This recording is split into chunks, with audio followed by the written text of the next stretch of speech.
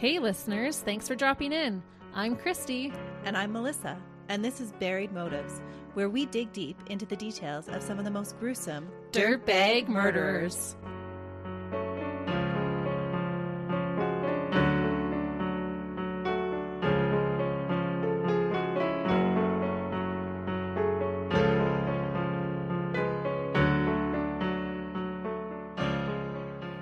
Hey listeners! Welcome back to Buried Motives. We're so glad you're joining us today. We really are, and if this is your first time checking us out, we hope you enjoy. And if you're a long-time listener, thank you so much. We appreciate you. So what have you got today for us, Christy? Because you said this was a little different than we've ever covered before. It is. How many different scenarios for murder can you actually have? I think we've done pretty well finding different types of murderers and cases, and we always want to bring something a little bit different than the last case, even though Melissa and I often sync up and have similar cases. That's just what I was thinking. There are so many times that you present a case and then I'm like, oh, but that's kind of in my case too. Right. And that's the risk we take because we don't tell each other the details until we're recording. Yeah. But this one definitely is a unique case. So I wanted to start with a question for you. Do you think that it is possible for a person to not be criminally responsible for purposefully murdering another human being? Well, yeah, we've done a couple of cases like that where they're actually declared mentally insane and they're not criminally responsible, even though they purposely try to kill somebody. Okay, what if they're not criminally insane? Yes, only because I've got a case like that just in the works. Oh man, we're doing it again. Okay, but really you want me to say, no, how does that happen? No, I really wanted to know what you thought. No, I think it totally can happen. Well, and I feel like it kind of happens in this case. In the case that we're going to discuss, the murderer is not the one who I would call a dirtbag.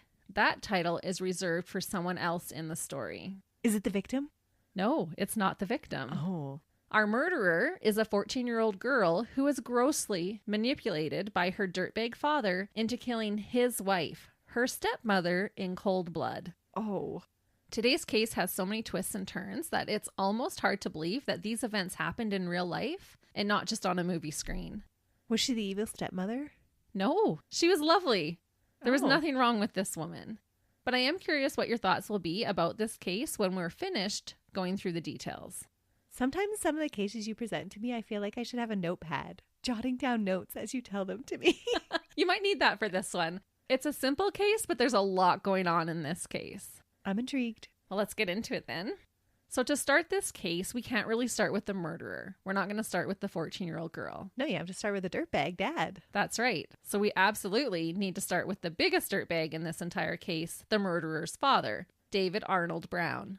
Subsequently, I'll be going into more of his background rather than his daughter's because her motive for murder was to please her father. She was a daddy's girl? She was more so manipulated by her father. Which just makes it that much worse. Like, he wasn't even willing to do the crime himself. He had to put it off on a 14-year-old child. Yeah, and subject her to that trauma that she would then have to live with for the rest of her life.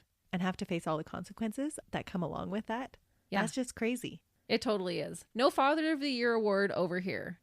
David's father was Arthur Quinton Brown. He was born in 1920 in Kansas. He was a PFC, which is a private first class rank in the U.S. Army, and served in the Second World War. David's mother was Manuela Estrada Brown. She was born in 1925 in El Paso County, Texas. According to her gravestone inscription, she also served in World War II, but I couldn't find any information on exactly what she did while serving. Oh, interesting. In 1946, Manuela gave birth to their first child, David's older brother, named after his father, Arthur Quinton Brown. So he was junior. Which is interesting. That would have been after the war, right? He was a celebration baby. I guess so. Probably, actually. Yeah. David was born 6 years later on November 16th, 1952. The family were then living in Phoenix, Arizona. When David was around 6 years old in 1959, his mother gave birth to his younger sister, Linda Sue Brown. Sadly, she died the same day she was born. Oh. There's a lot of space in between those babies, too. There is. I wonder if they have fertility issues. Well, not if his older brother was a celebration baby. And I don't know, maybe she had had some miscarriages because this baby dies the day that she's born. Yeah, So it's maybe, quite possible. Yeah, there could have been some babies lost in between there. In 1962, when David was 10 years old, his older brother, who was 16 at the time, also died, leaving David as an only child, and his parents never had any more children after that. That poor mother. I know. I mean, poor father too. Yeah, they really are put through the ringer that way. And I was curious as well how these events possibly affected David. At 6 years old, he would have been able to pick up on the grief and sadness happening in his family home, and he would have likely been devastated at the impressionable young age of 10 to lose his older brother, who I'm sure he probably looked up to. Yeah. I feel like that age gap is just large enough to look up to your older sibling with admiration rather than disdain. Yeah, at 10, you still adore your older siblings. Yeah, you think they're the coolest thing ever. That's right. So does it say anywhere of how he emotionally took that? No, I couldn't find any information about that. Oh. Do you already see signs that he can't establish attachments? No, not at all. That was just my own speculation that this had to have affected him. Because to go from, this older brother to all of a sudden an only child, and you've already, even at age 6, when his sister was born and then died the same day, I'm sure that could have affected him. Just who knows how his mom handled that, the feeling in the home at that time. No fault to the parents. The family were living in San Bernardino County, California when Arthur Jr. passed. And like you said, I feel so bad for David's parents to lose 2 children and then to live long enough to see what their one remaining child would eventually become is heartbreaking. Oh, I didn't even think about that. Yeah. So they lose their other 2 children and then find out that their only son left is a dirtbag. That is harsh. As far as I could tell, David lived a good life. There were no reports of abuse or bullying or things we would normally see in a murderer. His motive later to have his wife killed is selfishness and greed. And I wonder if that was just something he was used to after becoming the only child at age 10. Oh, true story. Again, my own speculation, but I'm sure his parents would have doted on him even more so because they had already lost 2 other children. That wouldn't be a big leap to make. And he would have been, up until his brother's death, been the baby of the family. Right. And they are always coddled. I'm the oldest, so I can say that. And I'm the middle child, but my baby sister listens to our podcast, so she might have something else to say about that. Shout out to you, sister. But again, that's only my speculation. Just trying to learn about his childhood and make sense of some of the significant things that happened. David would grow up to be financially successful. He was said to be a computer whiz. He started out working as a consultant for Signal Hill computer firm called RandomX, but eventually began his own data recovery business when computers were just first coming out. Rumor is that at first he just washed the floppy disks to recover them and made a bundle of money doing so. I did actually read that he was a millionaire, that he was making lots of money. But he was a computer whiz. It couldn't have been just him washing the disks, but I just thought that was kind of funny to add in there. Well, he had to be a whiz to figure out that that's all he needed to do. If other people were going through more extensive methods to clear the disks. Right. Even if he did start that way, he did continue to run a successful business. So I'm sure there was more to it than just that. Despite his bundles of money, David's personal life was not so successful. He was married 6 times. Oh, wow. I couldn't find a lot about all of his marriages, but on July 3rd, 1970, his beautiful daughter, Cinnamon Darlene Brown, was born at 6:30 p.m. in Torrance, California. Her mother is Brenda Sands and was David's wife at the time that Cinnamon was born. Cinnamon would eventually grow up to commit the ultimate sin for her father. While in between wives, David was living next to a single mother of 11 children named Ethel. Their home was a chaotic one. With 11 kids, how could it not be? Right? David, being the disgusting pig that he was interested in the single mother's underage daughters. What? Ew. We're going to take a turn here. David always had lots of quote-unquote illnesses, and at that moment, he was faking having cancer.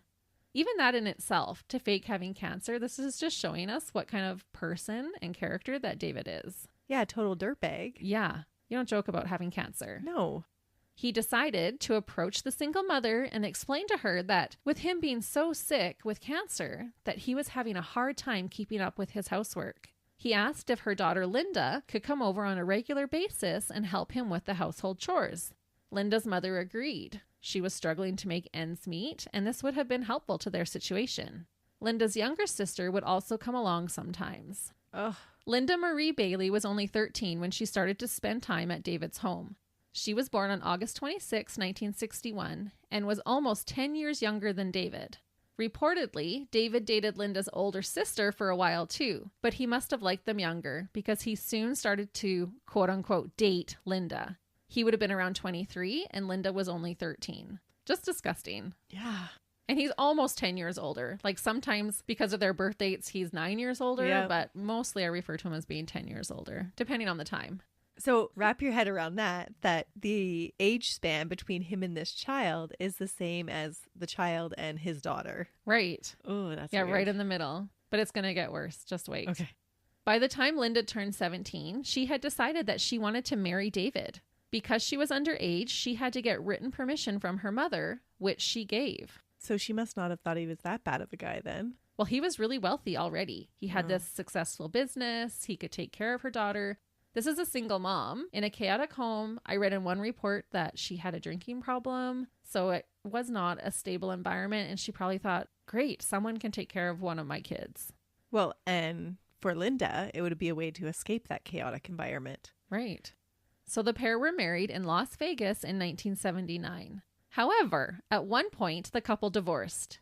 Maybe he found her immature because she was only a child and he was pushing 30. And she was 17. Yeah. So that's, again, my speculation. But they weren't married for very long. They got divorced. And I thought, yeah, well, when you take someone who's getting close to 30 and someone who's not 20 yet, that's a big age gap for that time in your life, for that developmental time. Yeah, true. But maybe it wasn't all that she dreamed it would be either. And I'm not exactly sure how long they stayed divorced, but by the early 1980s, David and Linda were married for the second time.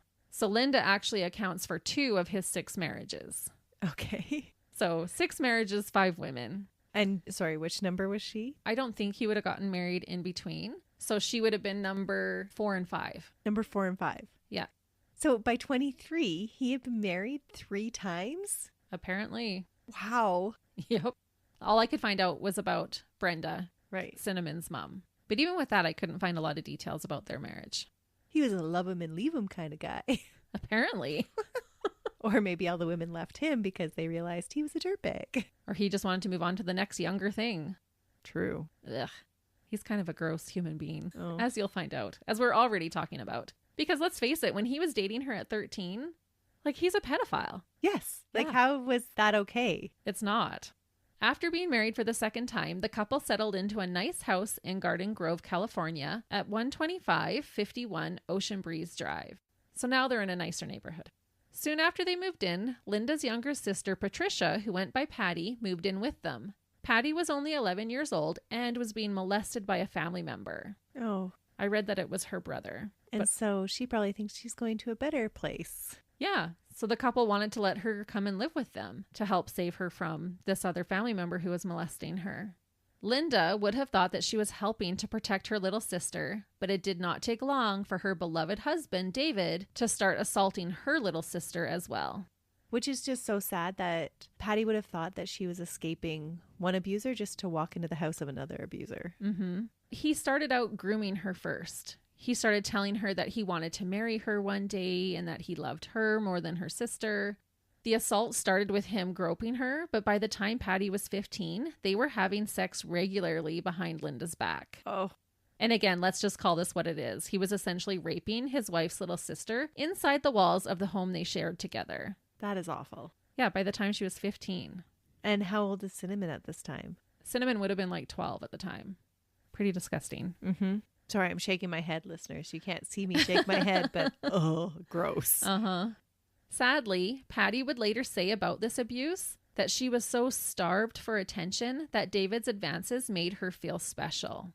I read that he had started to fondle Patty before she even moved in, as young as the age of 7. What? Mm-hmm. But he started to do it regularly once she moved into their home. Oh, yeah, because it was easy access now. Yeah. That's awful. And as a woman being married, you're not going to think your husband's going to be abusing an 11-year-old girl in your home, like your little sister. No. And obviously Linda isn't that worldly either because she's not that old. And so that would be the furthest thing from her mind. She would have been thinking that she's the special one. Like he loved her when she was younger just because it was her. Not that he has this perversion for younger girls. For sure. Did he ever molest his own daughter? No, she never reported that he did. Hmm. But all of this clearly means, again, that David was a pedophile. Yeah, absolutely. Yeah, 100%. By this time, to make it even worse, Linda had given birth to her and David's daughter, Crystal. And David's first daughter had come to live with them as well.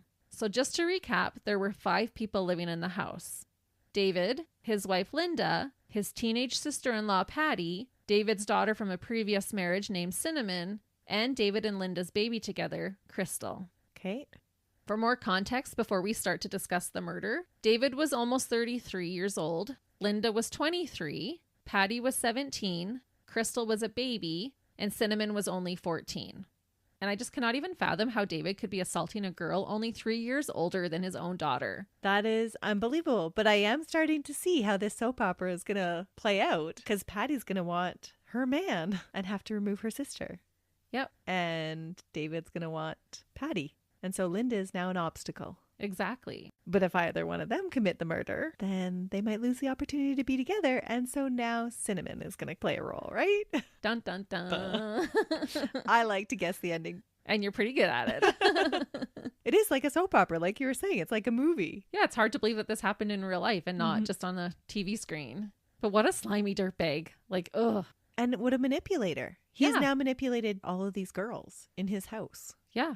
And she might be a woman now, but she was his child bride. Dirtbag. Totally. And he's going for younger girls because he can groom them. He can manipulate them easier than a full-grown woman. Well, he probably does it absolutely purposely. Yeah. David was said to still suffer from an array of ailments. However, his cancer had been miraculously cured. Because it never existed. Right. Misdiagnosis, maybe? But that's giving this dirtbag too much benefit of the doubt. Exactly. He does not deserve that. Yeah. But because of all his illnesses, he had a medicine cabinet filled with different pills and medications. And so I'm not sure if he was actually of poor health or if he was maybe even a hypochondriac. Like maybe he wasn't faking them, but maybe he just thought that he had all these different things. But this will play into our story. A couple of years before Linda's murder, David started to groom his child mistress and daughter that Linda and her twin brother Alan were plotting to kill him for his money. This is a long scheme. He starts a couple of years before the murder happens. He said they wanted to get their hands on his property and his business. There is no truth to this at all. He was lying to start planting seeds into their young, impressionable minds. Cinnamon was his daughter, and Patty was in love with him, so they believed what he was telling them. Totally setting the scene. Yeah. Because then it justifies his actions. Yeah, he just blows my mind. Slyly, he began to convince them that the only way to spare his life would be for the girls to take Linda's. He said he couldn't do it himself because he didn't have the stomach for it. He was squeamish around blood. I hate that excuse. I know. Nobody cares, David. If you're squeamish around blood, maybe you shouldn't be killing somebody. Yeah. Not that you should if you're not squeamish around blood. I should put a little note in there, a little asterisk. But yeah, come on, David. No. I think he just wanted to keep his hands clean. Absolutely. Yeah. That way he wasn't going to jail. For sure. David might have told Cinnamon and Patty that Linda wanted to kill him for his money, but reality was that he was the one wanting to kill her for that very reason. Does she have life insurance? Yep. And so that he could finally be with his underage sister-in-law. David knew that he couldn't take out one large insurance policy on his young wife without looking suspicious. So he secretly took out multiple policies on her life leading up to her murder. They try to be clever. They try. And he almost does get away with this. He took out a minimum of 5 different policies on Linda's life, totaling the sum of $842,793. In today's terms, that would be worth over $2.25 million US. That's a good chunk of change. It is. He also took out a policy on his daughter Cinnamon without her knowing. Oh, now I'm thinking. Another little twist you weren't Yes. expecting. To help convince the 2 teenage girls to kill his wife, he told Patty in secret that he wanted to marry her. He told Cinnamon that she should be the one to kill Linda because she was the youngest and wouldn't get into too much trouble. He told her she would likely just have to see a psychiatrist. Cinnamon was not aware of her father's relationship with Patty at the time and believed that this was the only way to save his life. He had completely brainwashed the 2 girls. That is awful. he played to their emotions. Mm-hmm. He knew how to manipulate them because he had to manipulate them differently. With Cinnamon, it had to be, you're my daughter. You need to help save me or they're going to murder me. And then with Patty, I want to be with you. You're my love of my life. We have to get rid of her. She's going to kill me if you don't help me. That is just so sad. Yeah. He should be protecting his daughter, not throwing her under the bus. Right. Not even just throwing her under the bus, but setting her up. Yeah. I can't even imagine like being 14 years old, maybe out camping with my dad and we hear a noise and he's like, Christy, go check that out. Go protect me. Go see what's out in the bushes. Yeah. Never. He would make sure I was safe and then he would check it out. Yeah. Like that's how a dad should be. So selfish. Yeah, that's what I said. Selfishness and greed are his motives in this whole case. And what did he need the extra money for? I don't know. He wanted more. And I think he just wanted her out of the way. She was 23. She was aging out of the program. Yep. And he wanted to freely be with Patty until the next young thing came around. And was it the twin brother that molested Patty? I don't know. Because if he was, then maybe that's why he said Alan and Linda. Yeah, and that's why Patty would go along with it, right? That's true. If Alan was the one doing that, then Patty would especially believe that this monster would kill him as well. That's right. So you're just playing on those people's roles, right? This is already a villain in her eyes. And so she's just, now I'm going to associate you with this other person. So by association, she must be a villain too. Yeah, that's a good thought. I never thought of that. I was assuming he picked Alan because they were twins. They would have had a bond and been close. Yeah. So it would have been easy to believe that her twin brother would help her. Yeah, that's true too. Yeah, so hard to say. On March 19th, 1985, David decided that that was the night to put their plan into action. His young wife had to die. He woke up the teen girls and told them tonight was the night. He said, if you really loved me, you'll do this for me. Which is totally psychological blackmail. Absolutely. And was there anything that made this night different than any other? No, he just was like, he woke them up. Tonight's the night. And even to wake them up out of a dead sleep, they would be disorientated and not have their full, thinking brains on. Right. I don't think he really wanted them to know the date ahead of time because it would have given them time to maybe change their minds. Well, and think about it, right? He woke them up in the dead of the night so that they couldn't have their full faculties about them. Yeah. To actually think this through and be like, oh, this isn't a good idea. But if you're woken up in the dead of the night, you've already got your adrenaline running because you've been woken up with a start. And then you have to protect your dad. You would be moving into that fight or flight. For sure you would. Yeah. He's just such a manipulator. He gave them a handgun and told them that it needed to be done before he got home. So he's putting this pressure, this panic. Here's the gun. It has to be done before I get home. And where's he going? Well, he leaves the house to establish an alibi. He stopped at a Circle K convenience store and bought some snacks and comic books. He first bought a Dr. Pepper and a Hostess brand apple pie, but then went back in to purchase the 4 comic books. He made sure to laugh with the clerk about being an adult who still buys comics. Oh yeah, so it can be memorable. Yep. He then drove to a beach and waited for the deed to be done. Before coming home, he stopped at an all-night breakfast restaurant called Denny's in Newport Beach to use the washroom. He didn't eat there, but he just wanted to make sure that people saw him out during the time that the murder was taking place. He purposely remembered what one of the Denny's waitresses looked like so that he could tell police that, oh, I was in Denny's and this is what the waitress looked like, and it would check out. You're really seeing some of his intelligence come through. Yeah, again, wasted. Mm-hmm. He would later tell police that he couldn't sleep because he had bickered with his wife, and so that was why he went for a drive, to give himself time to think. So clever. Right? So now he's already copying yeah, we were fighting, but I left the house and here's my alibi for it. Yep. So they can't even push that motive on him because he's already copying to it. Right. He's saying we got into an argument. Yeah. I couldn't sleep, so I left the house.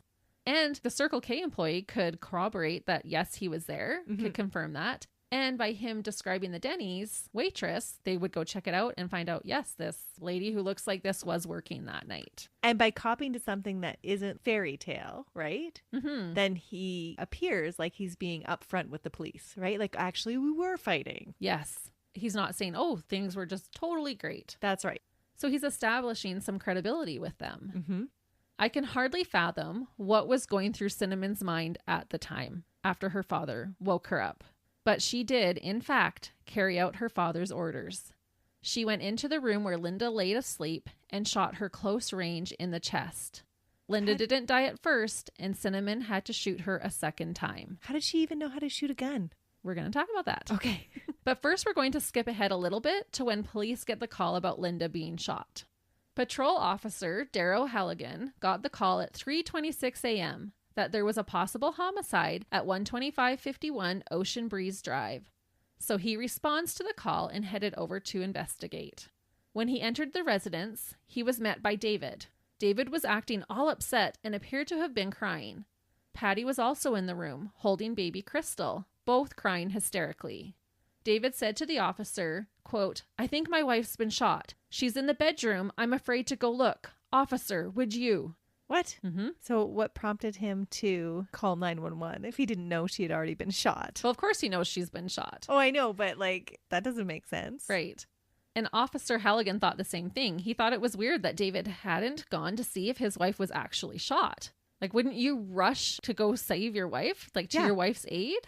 Absolutely. To see if there was anything you could do? Yeah, you don't even know if they're still alive, if they're dead. As David and Patty continued to loudly cry, the officer goes to check on Linda. When he enters the room, he can hear a gurgling sound. She's not dead. He shone his flashlight and sees a woman laying on her back on the bed with a chest full of still wet blood. Her right arm was hanging over the bed and her left hand was up by her ear. Upon inspection, Linda did not appear to be breathing, nor did she have a pulse. He could see that she had expelled blood from her mouth.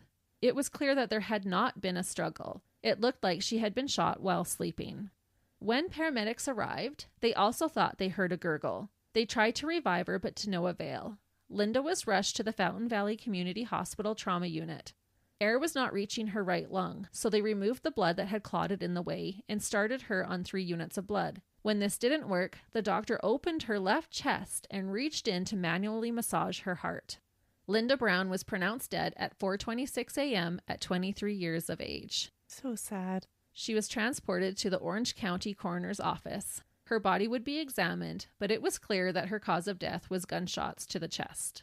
Back at the crime scene, officers found a chrome-plated .38 caliber Smith & Wesson revolver with a 2-inch barrel laying on the floor beside the bed. This was the murder weapon. In the laundry room, police discovered an empty glass that appeared to have had water in it and 3 opened and empty prescription bottles. The prescriptions were 2 bottles of Darvocet N, which is a painkiller, and 1 bottle of a diuretic called Diazide. Where's Cinnamon? Nobody knows where Cinnamon is at this point. Okay. David and Patty sung like canaries, telling officers that they thought Linda was murdered by David's daughter Cinnamon. Patty said she heard gunshots and thought she saw Cinnamon run out the back door. Officers were not able to locate Cinnamon. Patty sat crying, still holding her dead sister's 8-month-old baby. David started to paint a dark picture of his other daughter, Cinnamon, to police. Had she ever been in any trouble before? No. Oh. Bah! I know, right? So maddening. Thanks, Dad. Most parents are protective of their children.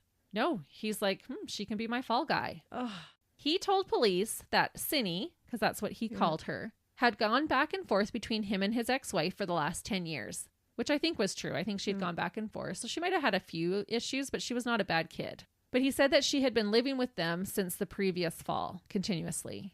He painted a picture where his daughter was angry and always fighting with his wife, putting him in a hard spot between the two of them. Poor David. Now we have to establish that he's the good guy, so he's going to make everybody have sympathy for him. He told the officers how much he had tried to help his troubled teen. He said, quote, "I talked to her about counseling, but she threatened to commit suicide if I forced her into counseling." So now he's dropping the suicide word to put that in their heads. Yeah. He told police that the family had been playing Uno earlier that night. His parents were over visiting, and it was a family favorite game to play. And honestly, who doesn't love Uno? Our kids love Extreme Uno, where the cards come flying out at you. Yes, we have that one too. It is a good one. He said Cinnamon only played half a game and that Linda was grumpy, so she didn't play. David then informed police that Cinnamon was living in the trailer parked outside the house because Linda had kicked her out. He was painting a picture of contention between the two, where they both resented one another. He said it had gotten to the point where Cinnamon didn't do anything to help around the house. She would just stay in her trailer and come into the house for food and to watch TV. Which is like the classic story of the evil stepmother, right? Mm-hmm. totally believable. Yeah, and the wicked stepdaughter. Yep. David said that earlier in the day, he took Cinnamon and Patty to chiropractic appointments since they had all been in a car accident months prior. He made a point of saying that Cinnamon was even being rude towards Patty. Oh, no, not Patty. He told police that he then stopped on the way home to pick up fast food for everyone, even stopping at different places to make everyone happy. Because he's such a good guy. Yeah, I'm such a good dad. I stopped at multiple places so everyone could get what their little hearts desired. Look how I take care of all these women in my family. Right? All the while knowing that he was picking up his wife's last meal. Oh, sometimes you just want to punch these guys. Smack. Right? David then told police that his mother had argued with Linda about how she was parenting Crystal before they went home around 9 p.m. This altercation, he claimed, was what caused a fight between himself and Linda later. Hence why he couldn't sleep and was out driving at the time of the heinous murder. He's thought about this for some time. Well, he started even grooming the girls to do this 2 years prior. And who knows how long before that he did it as well. And he would have been smart to know to not take out all the policies just right before. He probably wanted them to be in place for a while. And so is it a true story that his parents were over the night before and that they had played Uno and that Linda hadn't played?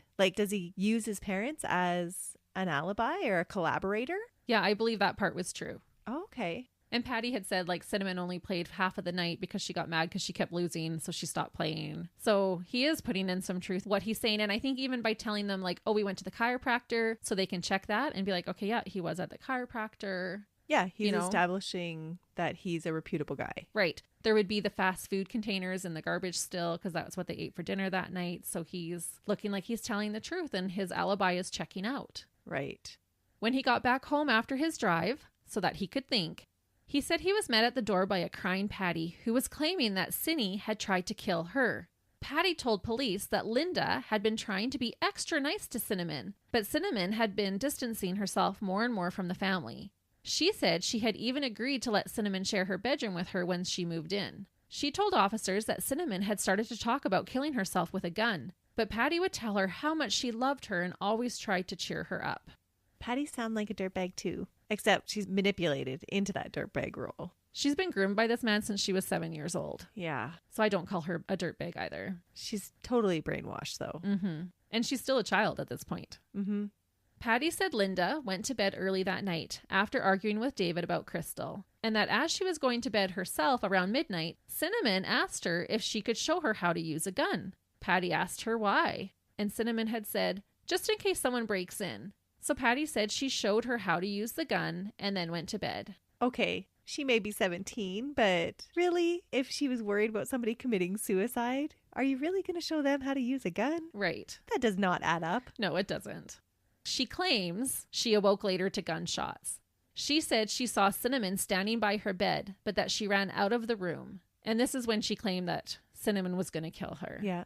Patty said Crystal was crying, so she ran and fetched the baby and took her back into her room with her, terrified. Patty told police that she stayed in her room until she heard a knock at the door, followed by a key opening the lock. That's when she left her room because she thought David was finally home. Why would David knock on his own door? Exactly. David later says, no, I didn't knock. I just got my keys. But I think Patty slipped up and said he knocked. And I think he did that so that Patty would know that that's me. I'm here. I'm going to knock on the door and then you'll hear my keys. Or I'm going to knock so you can tell me. Is it okay to come in? Yeah, who knows? Ugh. But she had said he knocked and then she could hear the keys. But police were like, oh, that's weird. Yeah, why would you ever knock on your own door? Yeah, and David was like, no, I didn't knock. She must be mistaken. I didn't knock. But she's also in a state of shock at the time and all of that. Patty and David said they checked the entire house except for the master bedroom because he was afraid to see blood, and that Patty checked around the outside of the house for Cinnamon but couldn't find her. The one that had just attempted to kill her? Yes. And now she's going to look for her? Yep. Yeah, that doesn't add up either. Right. Police noticed that there were no signs of forced entry. Patty also said that David first called his father to ask him what he should do. She said, when I came back in the house, he was on the phone with his dad. Being like, Dad, what should I do? You call 911. Exactly. His father had that sense and told him, you hang up and call 911. And that's when David called police. So he doesn't even call police right when he first gets home. They're checking out the house, sends Patty outside to look for Cinnamon, and then calls his dad, like, what should I do? Yeah, because he's got to give Linda time to die. Mm-hmm. David later beat himself up over being so upset over his argument with Linda that he forgot to set the house alarm this one and only time. Wait, that doesn't make any sense either. I know, but that's what he said. He's telling police, I always set the alarm religiously. I never forget, but I was so upset when I left the house that I didn't set it. Yeah, his stories aren't jiving because if it's Cinnamon that's killed her, then she would know the alarm for the house. So that wouldn't stop her anyway. So what would setting the alarm do? I don't know. And really, are you setting the alarm when your kid's out in the backyard sleeping in the trailer? If she knew the alarm, maybe they still did. Yeah, but then what does setting the alarm do to keep out Cinnamon, who they're already trying to pin it on? I think his motive in saying this was, what a protective father I am. Oh. You know, I always try to protect them. Like, this was the only time I didn't set the alarm because I was so upset and I couldn't sleep because I'm such a sensitive guy. And I was really affected by my little argument with my wife. Insert eye roll. If you couldn't tell by now, Patty and David were totally throwing Cinnamon under the bus. They wanted her to take the fall so that they could be together. Police tested Patty and David for GSR, which is gunshot residue, and sent out officers to look for Cinnamon. David tried to help by giving them suggestions as to where she might have run off to, even giving them her mother's address. Despite Patty and David alluding to Cinnamon as the perpetrator, police at this point didn't know if Cinnamon was the shooter or a victim herself. They continued to physically look for her, as well as call the homes of some of her friends to see if she had turned up there. They just wanted to find this girl. The Brown home had turned into a full-on crime scene. David's parents had come over to comfort them. There were 9 investigators at the site, 2 ambulance drivers, 2 paramedics, and 6 firefighters there as well at one point. Officer Fred McLean noticed that there was a puppy inside the trailer where Cinnamon was reportedly living. The dog had been in there a while and had pooped inside the trailer. Amongst the chaos, officers decided to put the small dog in the pen behind the garage where the family's other 3 dogs were. When he stepped over the fence, he saw that there were red dog houses lined up near the back of the garage. He walked over and realized that the largest dog house was not empty. This was at 6:50 a.m., hours after first receiving the call. So was she actually hiding because of what she did, or had they drugged her and put her in there, hoping that she would die too? Well, inside the doghouse, he saw Cinnamon laying in a fetal position. Her hair had fallen across her face. He grabbed her hand and she squeezed his hand in return, letting him know that she was alive. Cinnamon had been laying in her own urine and copious amounts of vomit. Inside the vomit, police could clearly see what looked like to have been a large number of pills. Had she taken them purposely, or had they forced her to take them? I'll explain it. Okay. Yeah. Now I'm in protective mode. I know. Those dirtbags. I know. And that poor child had wet herself because of the trauma that she had been through. Or I don't know if it was from the drugs, if her bladder let go, but she was urine soaked and in a fetal position. And vomit all around her, which you could still see undigested pills in. Some of it was digested, like her vomit through the whole night is bright orange, which was the color of one of the pills. Prior to David leaving the house, he gave Cinnamon all those pills and told her to take them. He had her write a fake suicide note and told her to shoot the gun at herself after she killed Linda. He told Cinnamon to just graze the side of her head. And I wrote, what? Exactly. He has convinced Cinnamon that she needs to protect him, and that's why she needs to kill Linda. Okay. Yeah. That's a wonky story, but I can see how Cinnamon would believe that. How in the heck does making her write a suicide note and grazing the side of her head with a bullet fit into protecting him? He told her that she would just have to see a psychiatrist. So by faking her own suicide, it's going to show how mentally disturbed she is. And she's going to get the psychiatric help that she quote unquote needs, which she is going to need after this. Absolutely. So after giving his 14-year-old daughter enough pills to kill her, he wanted her to shoot at her own head after murdering his wife to fake a suicide attempt. So was it his true intention then to actually have her die? I believe so. I think it's clear with the amount of drugs that he gave her that he would have preferred her out of the picture completely. He's telling her this is going to be pretend. You're going to pretend to kill yourself.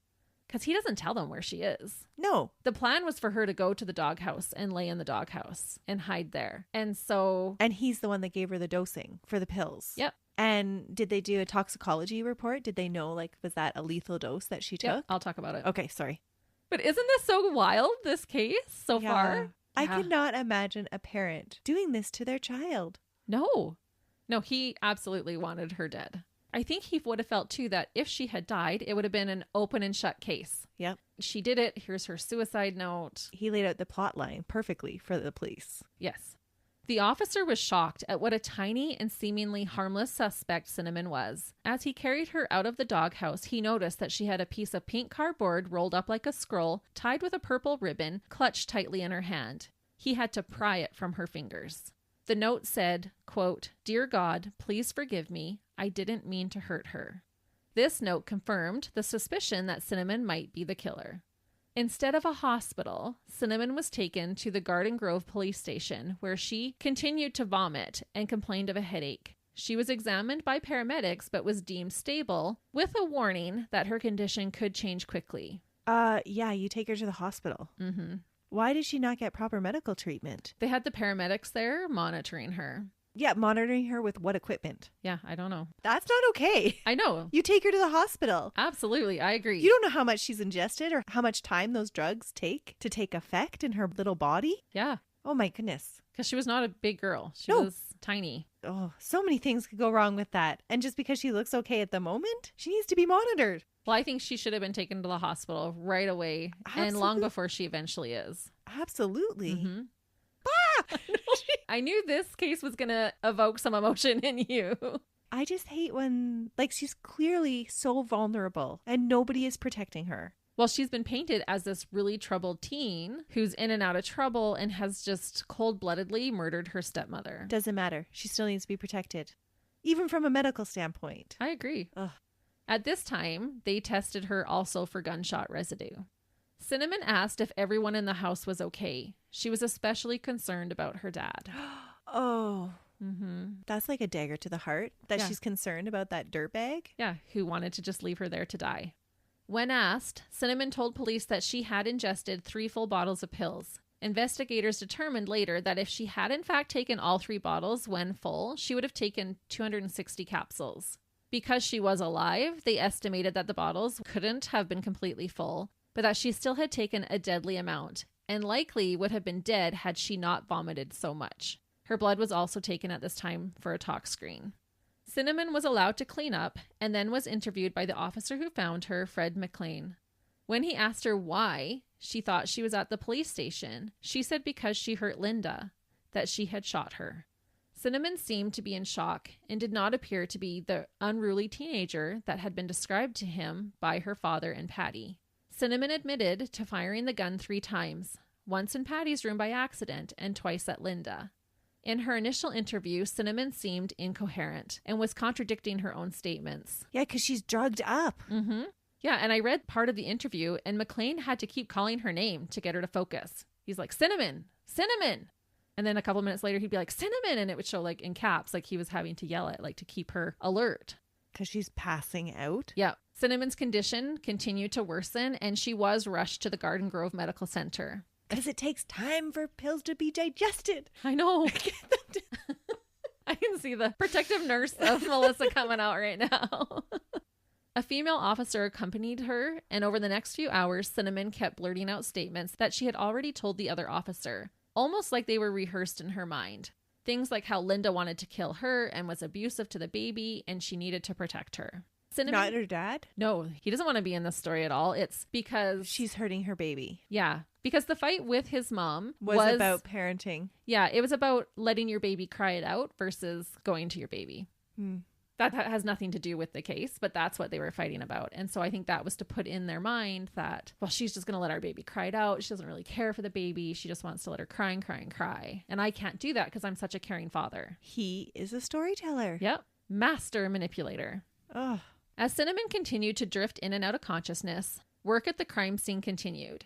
David took Patty and Crystal and went to stay at his parents' house so authorities could work, but not before grabbing a few of his valuables, like his expensive Rolex watch. Your wife has just been murdered. You think your daughter killed her, and you're worried about your expensive watch. well, he needs to know what time it is, Christy. I guess. It's time to get a life, David. The evidence seemed to match up to Cinnamon's statements. This guy goes to jail, right? You're going to have to wait. Oh. Linda's autopsy determined that she was shot first from no further than 6 inches away, right in between her breasts. The second shot was estimated to be from about 12 to 20 inches away. Both shots were fired within minutes of one another, and neither bullet had exited the body. This accounted for less blood at the crime scene than you might have expected, as most of her bleeding was internal. One bullet had grazed her right lung and then punctured the superior vena cava, which is a large vein that runs to the heart. This injury is what caused her to bleed to death. The second bullet entered the right lung. The autopsy determined that Cinnamon had to get close and personal to kill her stepmother. The bullet in Patty's room indicated that it had gone off by accident and not by Cinnamon trying to shoot and kill Patty. Oh, how did they determine that? Apparently what had happened is the gun wouldn't work the second time she tried to shoot Linda. So she went into Patty's room to get Patty to help her to get the gun to work, and it accidentally went off as they were trying to fix it. So then she ran back into, because they said they were only a minute apart.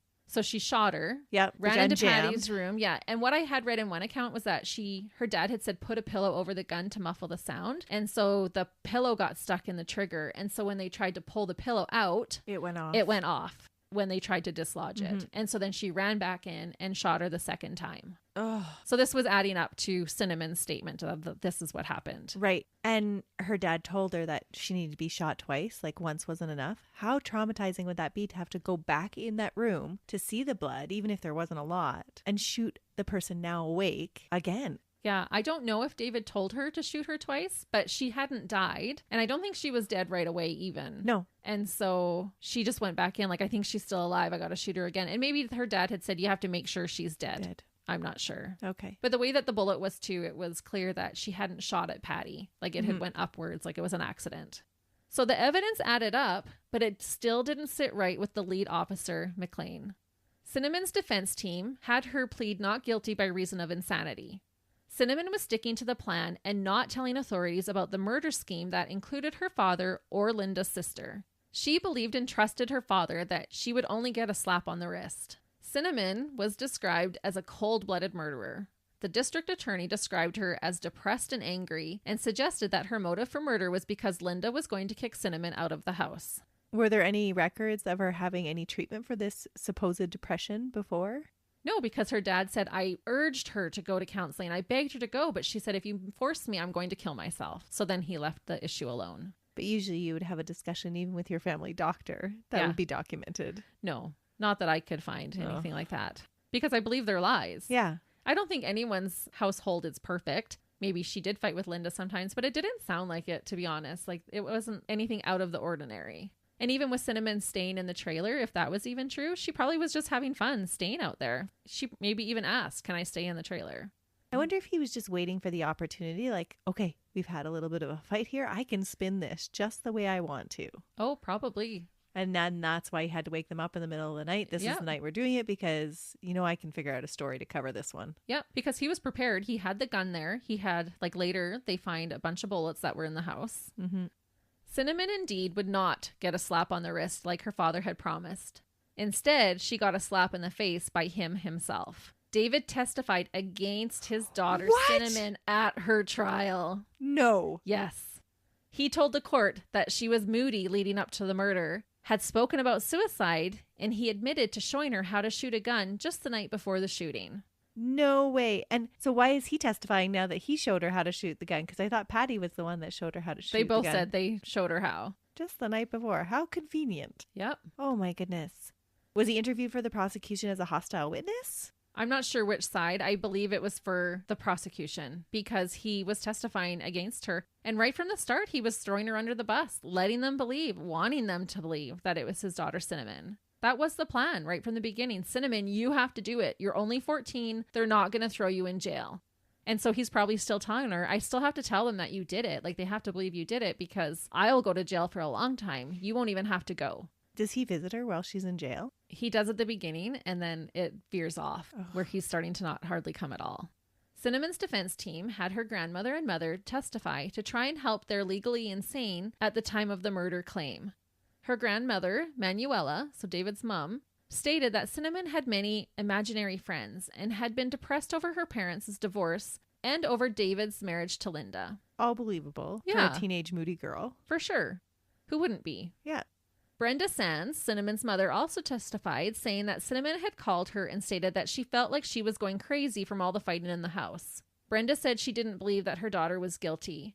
She described her by saying, quote, "She's a very sweet, a very nice, a very polite girl. She just wanted to do nice things for other people." Little did she know the extent of that claim, that her daughter would even kill for someone she loved. And so had her dad put her up to all these calls to their mother? I don't know that. Okay. I'm not sure. But sometimes as a kid, you are going to get mad at your parents, your stepmom. You're going to, vent and complain. Oh, yeah. Absolutely. And when you're looking at those little things in the moment, I'm sure her mom thought they were nothing. But then when somebody else has told you that your child's murdered somebody, then you start looking and replaying and looking more into those conversations. Right. And you can read into more than what was actually there. Mm-hmm. It shines a different light. That's right. Despite her defense team's best efforts, in September of 1986, Cinnamon Brown was found guilty and sentenced to 27 years to life in prison. That is a long sentence for a juvenile. Mm-hmm. Because she was only 14, she would be allowed to serve her time at a juvenile jail until the age of 25, when she then would be transferred automatically to an adult prison. But 14 years old, can you imagine how she felt getting that sentence of 27 years to life? Like, I might not even get out in 27 years? No. And if she was a decent person before she went into juvie at 14, by the time she gets out at 25, the chances of her being that sweet, kind girl anymore are very slim. Oh, absolutely. You put this traumatic experience of murdering her stepmom, the betrayal by her dad, and then you throw her in juvie. Yeah, it's not going to end well. No, it's not going to be the right mix for her. Cinnamon spent her time in a California Youth Authority facility, taking school classes, working a computer job for the prison, exercising, and doing needlepoint. She didn't get into trouble, and when anyone asked her about the murder, she insisted that she couldn't remember. She was still covering for her dad. And this is when he's starting to taper off his relationship or contact with her. Yep. While his precious daughter Cinnamon was in prison, David started to live it up. He collected his copious amounts of insurance benefits and secretly married Linda's younger sister, Patty Bailey. He paid $350,000 cash for a beautiful home in Anaheim Hills for them to live in. So today, that would be like $950,000 for a home. That's so crazy. Yep, for him and his new little wife. And all the police are thinking that they've solved this case, so they're not looking into his activity as being suspicious after the fact. Right, and they didn't tell anybody that they got married. Ugh. He's just still taking care of his dead wife's younger sister. Oh, how kind of him. Right? The one he molested since she was 7. Yep. And if I have the dates right, he actually married Patty while Cinnamon was still on trial, because they got married in July of 1986. Ugh. Her trial's not even over and he's already married Patty. And so she must be cluing in then that they had a relationship. She doesn't know. At first, they she didn't even know. tell her? No, they did not tell anybody. Not too long afterwards, though, Patty got pregnant and gave birth to another daughter of David's. David told Cinnamon that his health was declining, but he was doing everything he possibly could to get her out of jail. Oh, so she's spending his hundreds of thousands of dollars. Right. Shacked up with his child bride, having another baby. His second child bride. Yeah. And who knows if those other ones were child brides too. Cinnamon patiently waited 3 years in jail for her father to help her as promised, until she learned about the insurance policies he collected and that he had married his dead wife's teenage sister. So finally she finds out 3 years later. At this time, Cinnamon decided that she would be silent no longer. She realized that he was willing to let her rot in prison while he lived his best life. It was time to tell authorities everything, and so she did. I can just see this transformation that is occurring to her in juvie. Yep. Right? She went in there super, super innocent, believing that her dad is this knight in shining armor that she's protecting. Mm-hmm. And then as she would get more and more exposure to other people in juvie, she'd lose all of that innocence and then so would start to question. And she's getting a little older. Like she would now be 17, right? Yeah, that's what I mean. Like she's no longer that naive little 14-year-old. Right, where the sun rises and sets on daddy.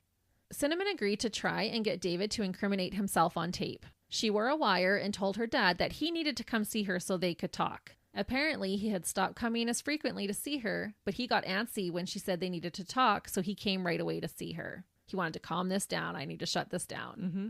Of course, on August 13th, 1988, he did incriminate himself. He admitted to giving her the drugs to take and said that she couldn't tell the truth or they would all end up behind bars.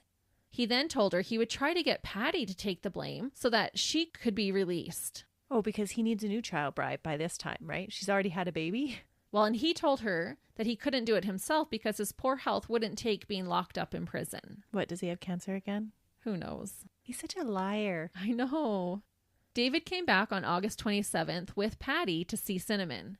During this visit, Patty tried to convince her with lies that she would take the fall so Cinnamon could get out of jail. David told her to just keep claiming that she didn't remember anything about that night. So he's basically saying, just keep quiet. We're working on this. Mm-hmm. And Patty's like, yeah, I'll take the blame. Like, just don't worry. Just be quiet. After this visit, 3 weeks later in September 1988, both David and his sixth wife, Patty, were arrested. On May 11th, 1989, Patty pled guilty to being an accomplice and testified against her husband David at his pre-trial in January 1989. Along with Cinnamon, she also testified against him at the pre-trial. Patty admitted to loading the gun and handing it to Cinnamon to kill her sister under David's persuasion. Patty also stated that she was in love with her sister's husband and wanted him all for herself. She said, quote, "I wanted her dead. I loved Linda. I loved David more." And remember, she had been groomed and manipulated by this man since her childhood. I do have to keep reminding myself of that because she sounds like a big dirtbag too. Yeah. But she's a victim in this as well, I believe. Yeah, I would agree. Because she was a minor and had cooperated with the police, Patty was sentenced to spend time in the Youth Authority facility until she was 25. David tried to deny everything, even his marriage to Patty. What? He even said he was afraid of Patty because he thinks she was the one who actually killed her sister. Oh, what about their love child together? Well, he's pretending this isn't his child even. Like, what? Oh, she just got pregnant. Yeah. She's just a promiscuous teen and got pregnant, and I'm taking care of them all. David could see his case crumbling around him.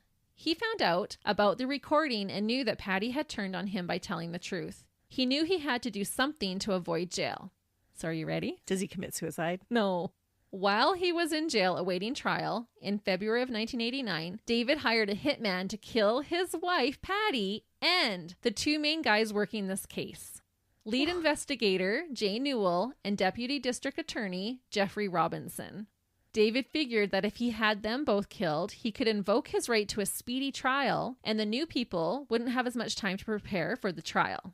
Killing Patty would stop her from testifying against him. David offered this man more than $500,000 to complete the hits. That is wild. Just no regard for anyone else's life but his own. No, just totally selfish. Yeah. These are the mothers of his children even. And then the two lead guys on his case. And we do know murderers that have been let off because they didn't receive a speedy trial. That is a right that they have that they can invoke. What David didn't know is that the man he hired to carry out the hits went to the police instead. Yes. It was a guy that he had met in jail. Police were able to see money sent to the hired man's account from David for the job. So now they've got physical proof he's sent him these money transfers. Once again, being recorded, David was told that the murders he ordered were complete. The guy comes back to him and is like, "It's done." David responded by basically telling the guy, "Well done. Good job." After finding out that his new wife is dead. Good job. Yeah, and these two innocent men that have families and lives are murdered. Yeah. But I don't expect him to have regard for them because he doesn't even have regard for these people that he lives with and is married to. Right. And the way he says it, as if you came up to me and was like, "I got my garden planted." And I'm like, "Well done. Good job." Oh my goodness. Just so callous about it. So crazy. David went on trial in 1990 and was found guilty on June 15th of his part in the murder of his wife, Linda Brown. Both Cinnamon and Patty testified against him in court. Please tell me he gets the longest sentence. He has to get the longest sentence, right? He does. Okay, good. David pled guilty to the conspiracy to commit murder-related charges for Patty, Newell, and Robinson. The judge called David a master manipulator who was more chilling than Charles Manson. He told him that he was also lucky that the prosecution did not ask for the death penalty. David was sentenced to life imprisonment without the possibility of parole for orchestrating Linda's murder, plus 6 concurrent years for the conspiracy to commit murder charges. The judge is like, "You're lucky. I would have put you to death, but since that's not what they asked for, you're never getting out." Yeah. And good. He shouldn't. Because think of the damage he could do. Like, he's such a good manipulator. Yeah. David filed for an appeal in 1992, but it was declined. And I read through the appeal and it was ridiculous, the reasons. He had so many reasons to why he should be allowed to appeal his case, but it was declined, thankfully. He was first sent to the state prison in Sacramento, California. In 2001, he was transferred to the facility in Corcoran, California. His health had declined by this time and he was wheelchair bound. So maybe he did have some things going on. Okay, I shouldn't have been so callous about that. Or maybe it was karma. Yes. I kind of hope it was karma. People said he was quiet and kept to himself in prison. Part of me is surprised by that because he seems like such a schemer. I know. Maybe what prevented that is that part of the time that he was incarcerated, he was actually held in protective custody because of the notoriety of his case. He was a pedophile and had got his daughter to murder his wife. There we go again, protecting pedophiles. Yep. Corcoran State Prison officials said that David died of natural causes in 2014 at the age of 61 inside the prison hospital. Good riddance. Exactly. You took the words right out of my mouth. Is that what you had written? No, but I was just thinking it. Neither Patty nor Cinnamon ever had anything more to do with David after he was incarcerated. To further prove what a dirtbag David was, after he plotted and orchestrated his wife's death, David did not fulfill his wife's resting place instructions. What? Linda and David, while they were married, had discussed both wanting to be cremated, and Linda had told David exactly where she wanted her ashes scattered. David decided that it wouldn't be fair to their daughter to not have a place to visit her mother, and so after cremation, he had her ashes buried instead. The real kicker? On her gravestone, he had the following inscription, quote, "Your love, kindness, caring, and beauty will shine forever. Love, Crystal and David." So his name is on her gravestone. That is so... Ugh. I know. And I wrote here, are you serious? David, you put her in that grave. You want your daughter Crystal to be able to visit her mother, but you're the one who put her in the ground. It's your fault. Yeah. He got away with this, though, because no one knew yet his horrific secret, that he was actually to blame for Linda's murder. So he got to play the grieving husband. Before I give you an update of Cinnamon and Patty, I want to include how this case influenced the media. I will share just a few, but there could most likely be a lot more. There was an award-winning 4-hour 2-part movie made called Love, Lies, and Murder in 1991 based on this case. Apparently it's really good and I'm going to watch it now, but I never like to watch a movie version unless it's a documentary before I've done my research because I don't want it to taint if they've exaggerated parts, right? Well, we've been saying this whole time that this story sounds like a movie. So, and apparently it's a really good one. Oh, okay. Like it did well. Well, that's what we're doing our next movie night then. Right? Because we don't get enough true crime. Cinnamon later comments on the movie and was like, she wished that they hadn't made the movie. But maybe we shouldn't watch it then. Yeah, maybe. But that was also when she was young that she said that. I don't know how she feels about it now. There have also been 2 well-known books written about this case. One is called A Killing in the Family by Stephen Singular, Tim Hill, and Daniel Hill. The other book I actually used in my research for this case. It is written by the queen of true crime authors, Anne Rule. It is titled If You Really Loved Me, because that is what David said to Cinnamon before he instructed her to kill Linda that night. Remember, if you really loved me, you'll do this for me. In 1991, Cinnamon was a guest on the Oprah Winfrey Show via satellite from prison. Author Anne Rule was also a guest on this episode with Cinnamon. In this interview, she told Oprah that the hardest realization was that when she realized that her dad had intended for her to die alongside Linda. When she declined shooting the side of her head for him, she said he gave her 80 pills to swallow, which turned out to be more than 3 times the lethal dose. He knew she was laying in the doghouse, since that was part of the plan, and he just let the police search for her for hours, likely hoping she would be dead when they finally found her. That is so despicable. Patty was released from the California Youth Authority when she turned 25. She served 4 years for her part in her sister's murder. Patty was able to gain custody back of her daughter that she had with David and has been able to reconnect with Linda and David's daughter Crystal as well. Patty married again, and I believe she gave birth to twin boys. Okay. Crystal, Linda's daughter, is said to have a Facebook page dedicated to her mother who was taken too soon from this earth. She reportedly wanted to meet with Cinnamon, but I am unsure if that ever happened. And where is Cinnamon now? Cinnamon was released on parole from the California Youth Authority in 1992 after serving 7 years. When David was finally convicted of his crimes, Assistant District Attorney Jeffrey Robinson said, quote, "Had Cinnamon Brown not decided to come forward, we would still be wondering why David Brown is still out flourishing. But for Cinnamon Brown's courageous decision, David Brown would still be a leech on society. Robinson continued to say about Cinnamon, "The real story is the courage of this kid who was abandoned by her family, a 14-year-old kid who was completely brainwashed for a number of years by her father, who herself has been the victim of terrible crimes and has now paid her debt to society, maybe even more of a debt than she should have. Yet her battle will be a very, very tough one because her case is of such a high profile, a girl who has been earmarked as a killer for the rest of her life." He said Cinnamon, quote, "lost her adolescence in that she was incarcerated from the age of 14 to 21. So it will be a somewhat difficult transition for her to now come back to society, but I believe that she is of the character that can and will do it." And he was right. Oh, good. Last I could find, she was living in Orange County and was working hard. She earned her high school diploma and completed an Associate of Art degree. Cinnamon has done her best to live a low-profile life. She married after being released from prison, but sadly her husband committed suicide. Oh. She married once more, a man who works in law enforcement and has been living a good and happy life ever since. She deserves a little bit of a happiness. She does. I couldn't find anything else. She's tried to live low profile, and hopefully she's been able to do that. So I didn't include what her new married name is. Nope.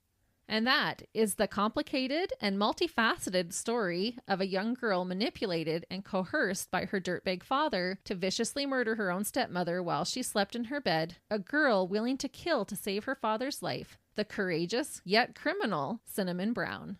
That is a crazy case.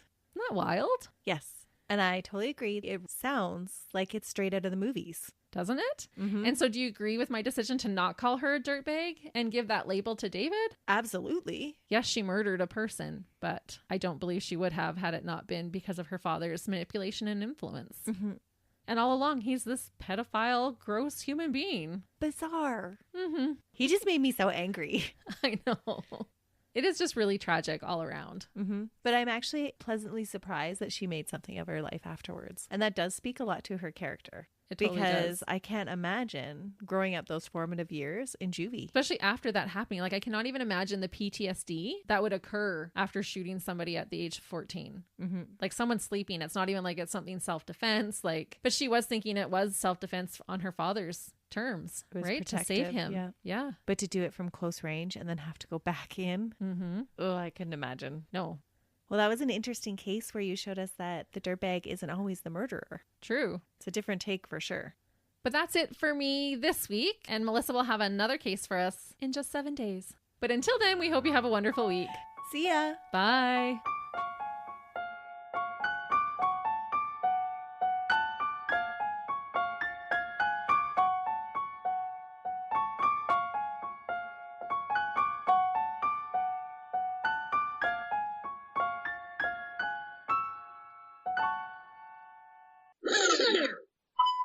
Dang it. Dang it, Grandpa. You can do it. Ugh. If you don't already know, I'm the recluse in our relationship. Where is she? I'd give her a big kiss right now because you caught that. Sorry, I'm just musing. I'll shut up now. No, our whole point is to discuss the case, Melissa.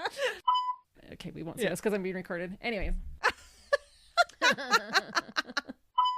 I don't want any recorded evidence. Officer Fred McLean. McLean. Officer Fred McLean. Officer Fred McLean. I can't say that. McLean. Okay, hold on. So after. No, okay, wait. go ahead.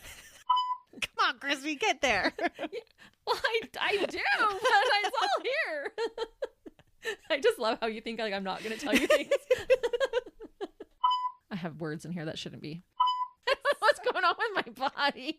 That was a whole bunch of sounds there, Christy. What was happening? My chest is like, oh, don't be shot. Oh, I haven't watched a good werewolf or vampire movie in a long time. He's just a little spider on that web that he's woven that you want to just stomp on. I was going to say bye again. It's like, see ya. You said bye. Bye. Bye-bye. Bye-bye. Bye-bye. Bye-bye. Bye-bye. Bye now.